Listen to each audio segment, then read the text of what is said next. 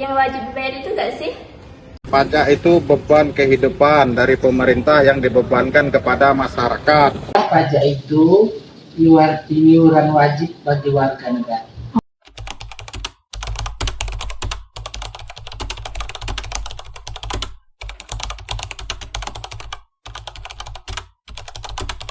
Pajak kemerdekaan mungkin?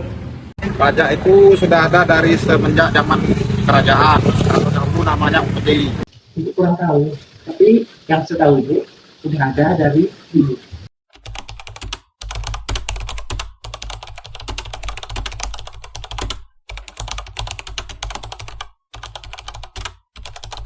Mungkin aturannya? Kalau pajak zaman dahulu ditentukan oleh raja, diambil dengan ketentuan secara sepihak. Kalau sekarang ditentukan oleh pemerintah, oleh anggota DPR dan MPR dengan ketetapan ambang maksimum. Dulu bisa pakai barang, sekarang itu pakai uang. Menarik ya, ternyata masih banyak yang belum tahu dan menebak-nebak tentang pajak. Padahal pajak punya sejarah yang panjang di Indonesia. Dari yang awalnya jadi kewajiban rakyat di masa kerajaan, sampai sekarang jadi salah satu sumber pendapatan negara kita. Yuk, kita simak bareng-bareng sejarah perpajakan di Indonesia. Menurut Kompas.com yang mengutip buku hukum pajak di Indonesia, karya Rudi Gunawan Bestari dan kawan-kawan, tahun 2023, pajak sudah dikenal sejak masa kerajaan Hindu-Buddha. Pada masa itu, pajak disebut upeti, yakni persembahan rakyat kepada raja sebagai simbol penghormatan dan kesetiaan. Upeti berupa hasil bumi seperti padi, kelapa, ternak, logam mulia, atau kain yang diserahkan kepada raja atau penguasa untuk membiayai istana, keamanan, kegiatan keagamaan, serta pembangunan jalan dan irigasi. Nah, sebagai imbalannya, maka rakyat akan mendapat jaminan keamanan dari raja. Nah, pajak berupa upeti ini menggambarkan hubungan sosial dan politik pada masa itu. Pada masa pemerintahan Herman William Dundas sebagai Gubernur Jenderal tahun 1808 sampai dengan 1811, berbagai pajak mulai diberlakukan, seperti pungutan dari pintu gerbang, pajak penjualan di pasar, dan pajak kepemilikan rumah atau From History to Mindset, The Physiological Legality of Taxation in Indonesia, Ika Ramansu, Silawati, dan kawan-kawan. VOC pun mengenakan pajak bumi, pajak kepala, dan pajak usaha, terutama untuk pedagang Cina dan asing. Meski di wilayah tertentu seperti Batavia dan Maluku, pajak VOC tidak berlaku. Nah, selanjutnya, menurut Dr. Andes Ajari Asamudra MSI dalam buku perpajakan di Indonesia tentang keuangan, pajak, dan distribusi. Sejak masa penjajahan Inggris pada tahun 1811 sampai dengan 1816, diperkenalkan sistem land rent atau sewa tanah oleh Thomas Stamford Raffles. Sistem ini mengenakan pajak pada perseorangan berdasarkan jenis tanah dan produksinya. Dengan petani wajib menyerahkan sebagian hasil panen sebagai pajak. Ini merupakan cikal bakal pajak bumi dan bangunan saat ini.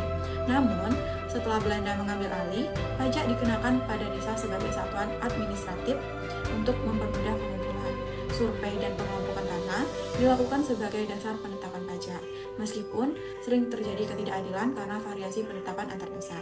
Sistem ini diatur dalam Land Rent Act 1867 dengan diberlakukan untuk wilayah Jawa dan Madura, kecuali tanah-tanah yang di bawah penguasaan self-governing land.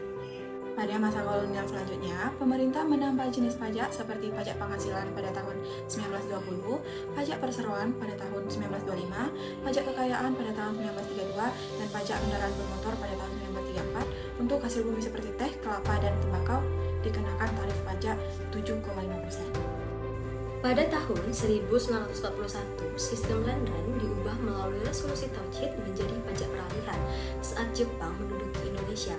Pajak tanah diubah menjadi pajak bumi yang fokus pada hasil dari tanah tersebut. Meski diarahkan untuk progresif dan memberikan keringanan bagi petani berpenghasilan rendah, implementasinya sulit karena kendala administratif dan rendahnya tingkat nilai buruh masyarakat. Rakyat juga tetap dibebani pajak penghasilan, menambah beban yang tidak ringan. Menurut buku Pengantar Hukum Pajak Indonesia tahun 2025 oleh Herldy Klepper dan kawan-kawan menjelaskan bahwa menjelang kemerdekaan, para pendiri bangsa menyadari pentingnya pajak sebagai sumber pendanaan negara. Oleh sebab itu, istilah pajak dimasukkan dalam rancangan undang-undang dan tercantum di pasal 23 Undang-Undang Dasar 1945. Tanggal 14 Juli 1945, pajak resmi masuk dalam konstitusi dan diperingati sebagai Hari Lahir Pajak.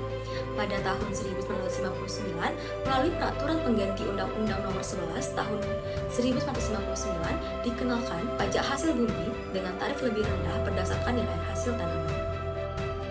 Reformasi besar di bidang perpajakan terjadi pada 1983 saat sistem self-assessment diberlakukan. Kini, wajib pajak bertanggung jawab menghitung, membayar, dan melaporkan pajaknya sendiri. Sebuah perubahan penting yang meningkatkan transparansi dan kepercayaan dalam sistem perpajakan. Era reformasi membawa teknologi digital dalam sistem pajak dengan diperkenalkannya sistem e-filing dan e-billing. Nah, memudahkan pelaporan dan pembayaran pajak secara online. Pajak kini mencakup beragam sektor, mulai dari pajak penghasilan, pajak pertambahan nilai, pajak penjualan barang mewah, hingga pajak kendaraan bermotor. Pajak juga menjadi tulang punggung penerimaan negara yang membiayai pembangunan infrastruktur, pendidikan, kesehatan, dan berbagai layanan publik penting lainnya. Dari masa penjajahan sampai era digital, pajak selalu ada.